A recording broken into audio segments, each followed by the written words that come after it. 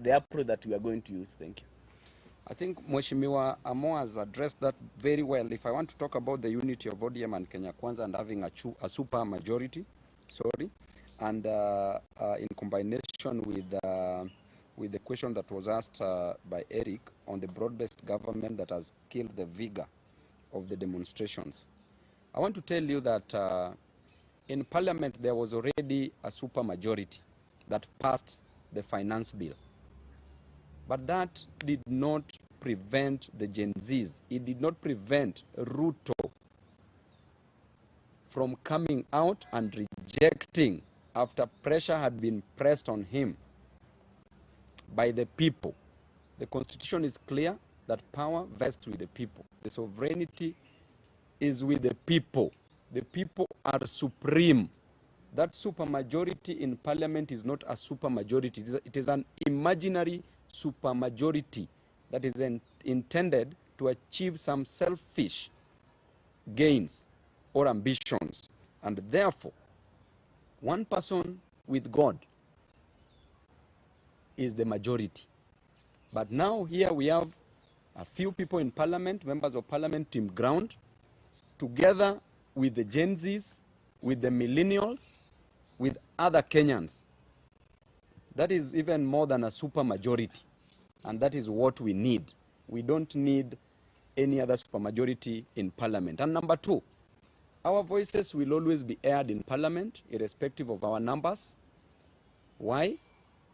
Because sometimes it's not about winning the war, but it is about being at the battlefield, registering your presence in the battlefield. Our presence will always be registered irrespective of our numbers. And that is the time that you will know that in case those numbers will not be favoring the interest of Kenyans in Parliament, we will go back on the ground.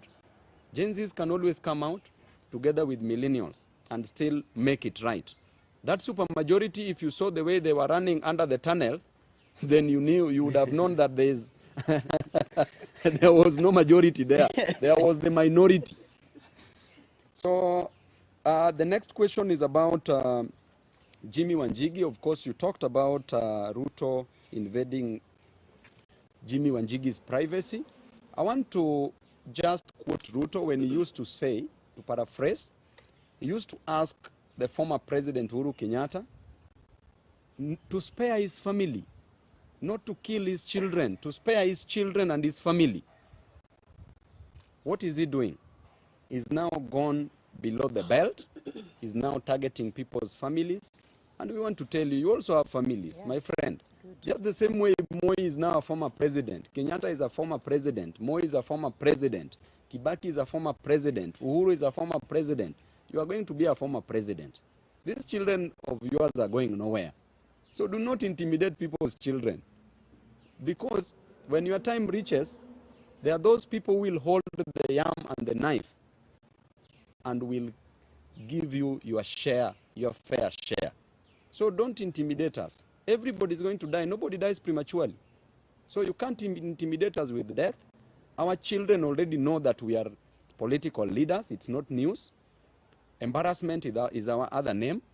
So don't think that we can be embarrassed by these petty issues. We are going to fight for our people. So I'll leave it at that, then leave it to Mheshimiwa. And lastly, the MPs that you are calling the supermajority in Parliament, I want to tell you that these MPs already know that the ship is sinking. The ship that Ruto is the captain is already sinking, and they're already taking.